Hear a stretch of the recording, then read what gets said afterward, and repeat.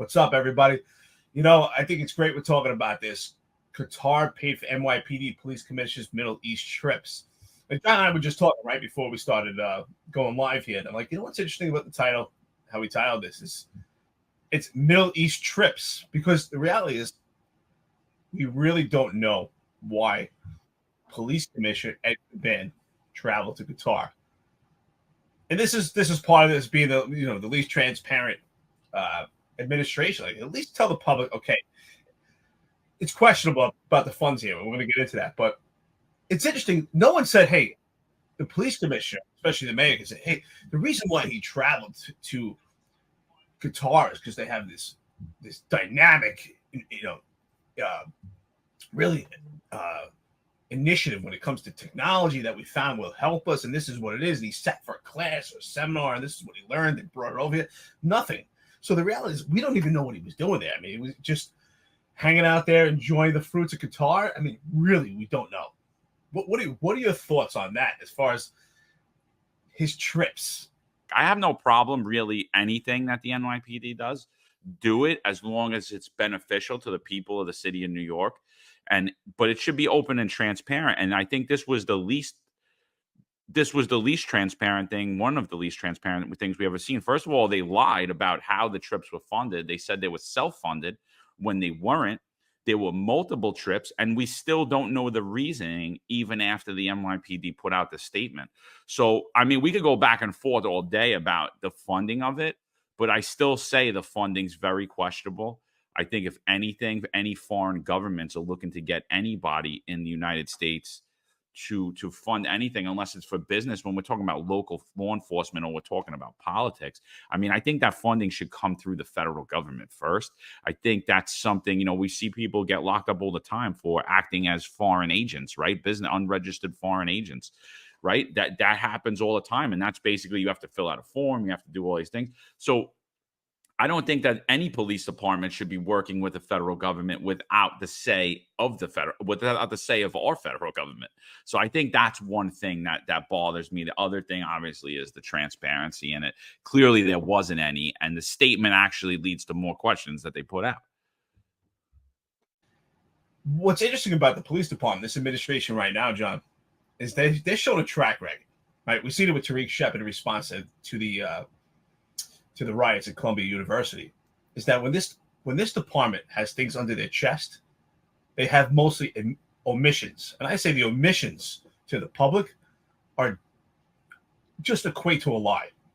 If they're omitting information, it's also a lie, because it gives them time to plan and come up with a strategy of how they're going to gaslight the public.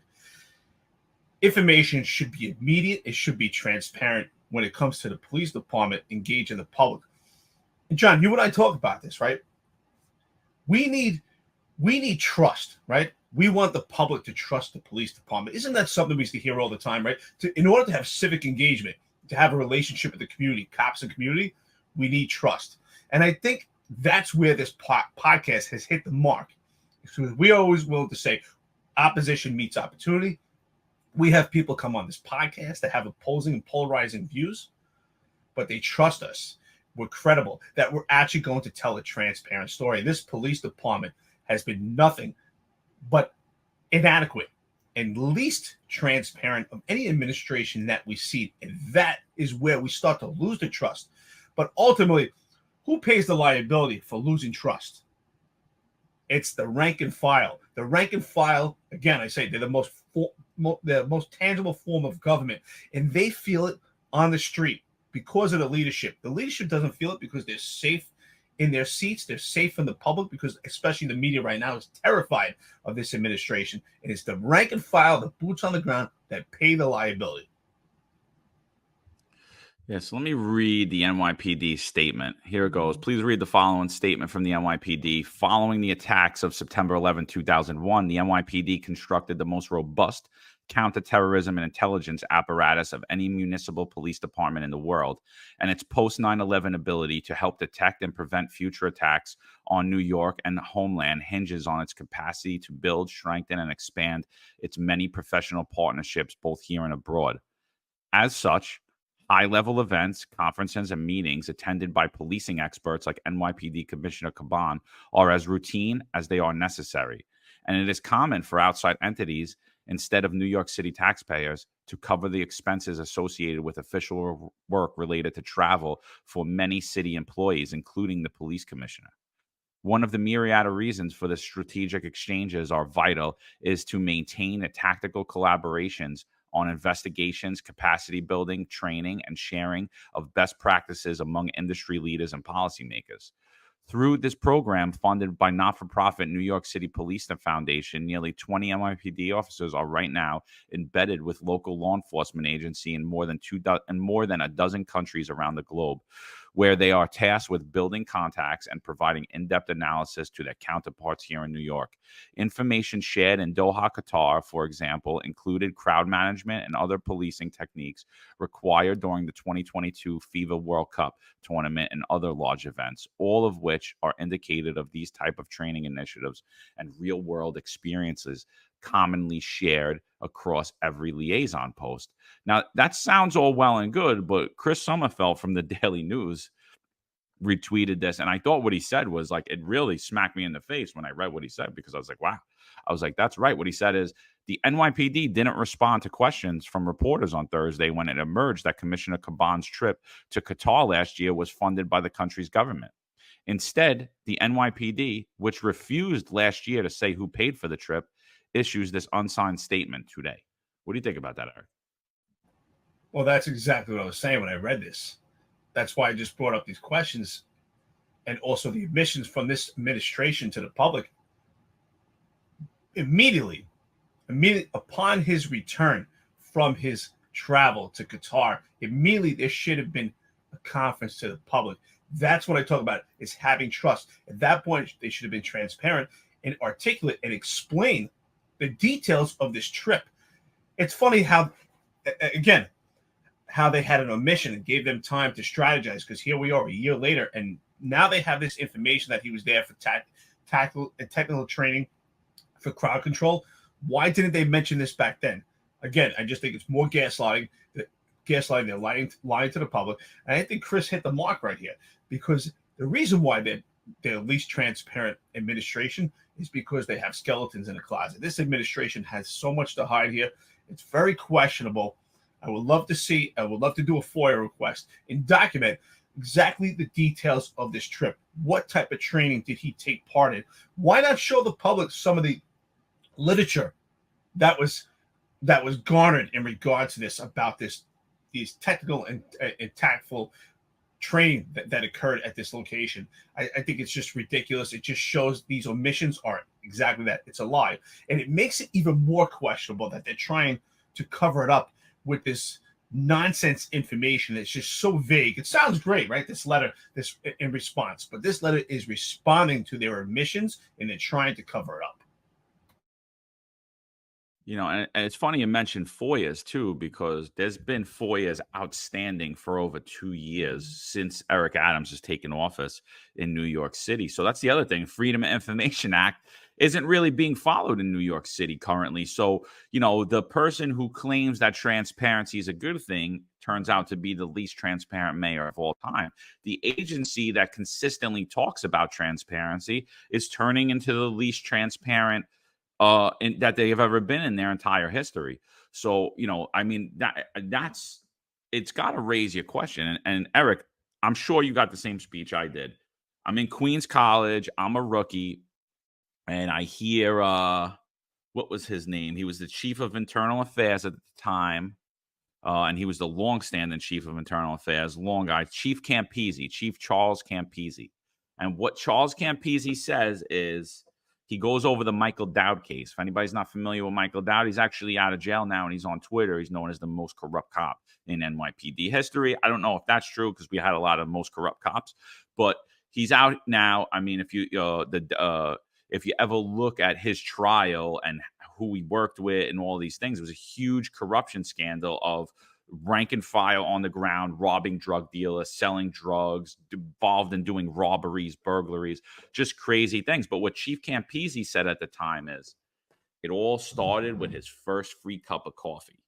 So we're like, a cop on the ground, if you know a business owner, you work in a command for 25 years, and every morning you drive by this person's bagel store, you just check in to see how they're doing because they're in your neighborhood, and he gives you a free cup of coffee.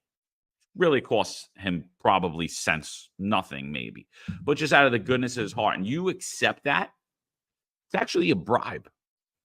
So, I mean, you're looking at a cop that could be arrested for a 5 cents cup of coffee, not because someone wants anything in exchange. It's more of a thank you for protecting the community. But then you look at the police commissioner. I'm just going to assume he flew first class to Qatar or on all his trips. I'm going to assume that he stayed in top hotels, 5 stars hotel. Qatar is known for its luxury around the world. I'm going to assume that he went out to the best restaurants there are in Qatar with top officials, with top businessmen as well. And I'm going to assume he was wine, dined, and pocket lined the whole time. And I don't think anyone should not assume that. The if we're gonna say that it's inappropriate for a cop to take a free cup of coffee, how is it appropriate for a police commissioner to take five star resort, for first class flying? It can't. The just the look alone, whether it was on the up and up or not, just the look alone is terrible. And it also is an indication, right? What did it tell you?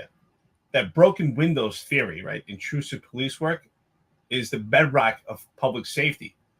But what did the police department also do? They administered the broken windows theory internally to the police department, right? Because back when you and I got on the job, which is why it was the best era of the New York City Police Department, their finger was always on the pulse, and they made a big deal about the little things, right? That was why that was always the topic of conversation, taking a free cup of coffee, because if the police department actually put their finger on it and actually addressed the small things, we wouldn't have the bigger issues of corruption. Because, as you say, we talk about it as the default position of the city is corruption.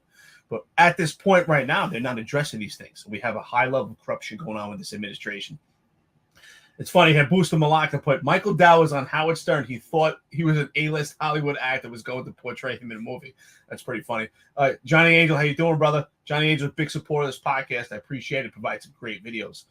But, it's exactly that. If a cop can't take a free cup of coffee because of the windows, the Pandora box that it may open, this is far more questionable, especially in a leadership position as the police commissioner, that you're ultimately the de facto when it comes to the disciplinary process of the New York City Police Department. To have a trip to Qatar that's questionable, immediately they should have responded to the public. Back when you and I had brought this up on the podcast, we spoke about it immediately when he went to Qatar. I said, how was this funded? Did he go on his own time? Did he go with vacation time? How is the taxpayer paying the brunt of this? What exactly is he doing in Qatar? What is the benefit? Is he going to Qatar to learn some innovative technology that's going to help the New York City Police Department? We didn't hear any of it. It's exactly, you're right, John. I highly doubt he sat coach all the way from New York City to Qatar. I'm sure he enjoyed the luxuries, the best food, and we didn't hear anything about the trip. We should have heard detailed information how this was beneficial to New York City, especially when it comes to terrorism.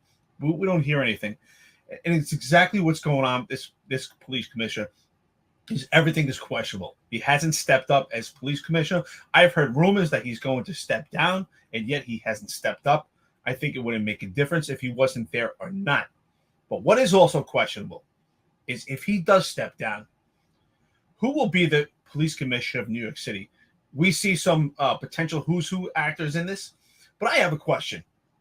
Who, a person of actual integrity, would want to be the police commissioner under the behest of New York City Mayor Eric Adams, while his circle has been nothing but sketchy, surrounded by allegations of sexual assault and things of that nature, potential rumors about funds being misallocated?